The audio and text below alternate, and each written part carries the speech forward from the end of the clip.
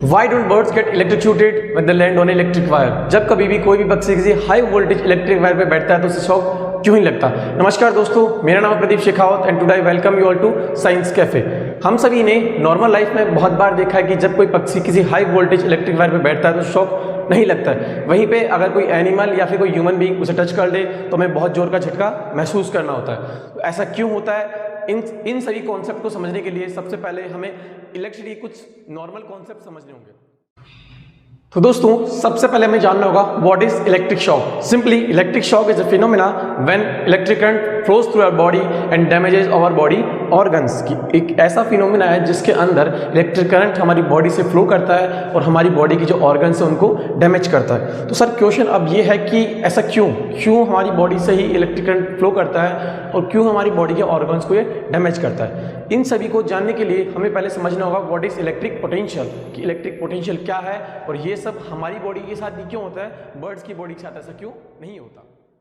तो दोस्तों, अब आप समझते हैं इलेक्ट्रिक पोटेंशियल डिफरेंस को। इलेक्ट्रिक पोटेंशियल डिफरेंस को समझने से पहले हमें थोड़ा बहुत इलेक्ट्रिसिटी के बारे में जानना जरूरी है। नॉर्मली इलेक्ट्रिक करंट होता क्या है, जब कोई भी चार्जेस आपके किसी भी बॉडी से फ्लो करते हैं तो हमारे पास में इलेक्ट्रिक करंट देखने को मिलता है। अब इलेक्ट्रिक करंट हमें देखने को मिलता क्यों है, क्यों हमारे चार्जेस फ्लो करते हैं, इसको समझने के लिए पहले हमें समझना होगा what is electric potential difference. Electric potential difference को समझने से पहले आपको एक एग्जाम्पल देखिए। लेट्स सपोज मेरे पास में कोई बीकर है, दो बीकर है, बीकर ए एंड बी। मैंने इन दोनों को सेम हाइट तक क्या कर दिया है, इन दोनों में वाटर फिल कर दिया। दोनों की हाइट अभी सेम है और अब मैं इन दोनों को एक किसी पाइप की ट्यूब की मदद से कनेक्ट करता हूं। तो क्या लगता है आपको, वाटर बीकर ए से बी में फ्लो होगा या फिर बीकर बी से बीकर ए में फ्लो होगा? आप सभी सोच रहे हो नहीं सर ये कैसा हो सकता है, दोनों बीकर अगर सेम हाइट पे है और दोनों का वाटर लेवल सेम है तो वाटर आपका कहीं से कहीं फ्लो नहीं होगा, जस्ट जैसा पहले था वैसा ही बाद में रहेगा।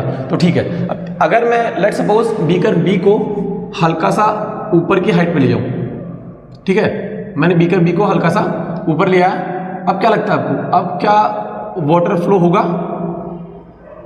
ये लो, मैंने इसको कनेक्ट भी कर दिया पाइप से। अब क्या लगता है आपको, वाटर फ्लो होगा? होगा तो कहां से कहां होगा? अरे सर ये तो बहुत सिंपल सी बात है, अगर आपने बीकर बी को ऊपर रख दिया तो सिंपल सी बात है, प्रेशर डिफरेंस क्रिएट होगा और हमारा जो बीकर बी का जो वाटर है वो हमारे बीकर ए में धीरे धीरे शिफ्ट होना चालू हो जाएगा। तो दोस्तों, अगर आपको एक कॉन्सेप्ट समझ में आ रहा है तो सेम कॉन्सेप्ट हमारे इलेक्ट्रिक पोटेंशियल में भी एप्लीकेबल होता है। इलेक्ट्रिक पोटेंशियल में होता क्या है कि हमारे पास में एक साइड तो होता है हाई वोल्टेज और एक साइड होता है low voltage. Sir high voltage low voltage क्या होता है कि सर एक साइड में तो इलेक्ट्रिक जो चार्जेस होते हैं उनका अक्यूमुलेशन ज़्यादा होता है, एक साइड इलेक्ट्रिक चार्जेस ज़्यादा होते हैं, एक साइड इलेक्ट्रिक चार्जेस कम होते हैं। तो सिंपली होता क्या है कि हमारे जो चार्जेस होते हैं एक साइड से दूसरी साइड मूव करना स्टार्ट कर देते हैं। जैसे ही एक साइड प्रेशर हमारे पास में ज़्यादा था, दूसरी साइड प्रेशर हमारे पास में कम है, तो हमारा वाटर क्या करेगा, beaker B to beaker A easily move करना स्टार्ट कर देगा। उसी प्रकार से क्या होता है कि हमारे बैटरीज वगैरह में इन सब में यही होता है कि एक साइड चार्जेस ज़्यादा होते हैं, दूसरी साइड चार्जेस कम होते हैं, तो हमारे चार्जेस एक साइड से दूसरी साइड मूव करना स्टार्ट कर देते हैं। और हमें पता है कि अगर हमारे चार्जेस फ्लो कर रहे हैं तो हमारे पास वहाँ पे क्या होगा, इलेक्ट्रिक करंट जनरेट होगा और इलेक्ट्रिक करंट जनरेट होगा तो हमें इलेक्ट्रिक शॉक लगने के चांसेस बढ़ जाते हैं। तो अब सर बात ऐसी है कि electric current only human beings को या फिर एनिमल्स को ही क्यों लगता है, बर्ड्स को क्यों नहीं लगता? बेटा बर्ड्स को भी लगता है। कुछ केसेस अलग होते हैं जिनमें बर्ड्स को करंट लगता है, कुछ केसेस में बर्ड्स को करंट नहीं लगता है। तो आओ इसे समझते हो। देखो, हम सबको पता है कि जो हमारी अर्थ है, अर्थ क्या है, एक लो वोल्टेज क्रिएट करती है। अर्थ हमारी क्या करती है, हमेशा लो वोल्टेज क्रिएट करती है। आप सभी ने देखा भी होगा कि हम वायर वगैरह अर्थिंग करते हैं, वो क्यों करते हैं उसका रीजन आज समझिए। ठीक है, जब कभी भी हमारे ट्रांसफार्मर में हमने देखा कि हमारे पास में दो वायर होते हैं, एक वायर से करंट जाता है तो दूसरा उसको कनेक्ट करता है, मतलब एक सर्किट, एक प्रॉपर सर्किट बनाता है। तो बर्ड्स वगैरह क्या करते हैं कि अगर उनकी बॉडी किसी एक वायर के ऊपर बैठेगी तो करंट तो उनकी बॉडी से फ्लो कर ही नहीं रहा, करंट तो उनकी बॉडी से फ्लो कर कोई सर्किट बना ही नहीं रहा। बट अगर कोई ह्यूमन बीइंग उन्हीं वायर को टच कर ले तो वो ह्यूमन बीइंग की बॉडी से करंट फ्लो करके, ह्यूमन बीइंग की बॉडी से फ्लो करके करंट सीधा कहाँ जाएगा, हमारे सीधे अर्थ में जाएगा।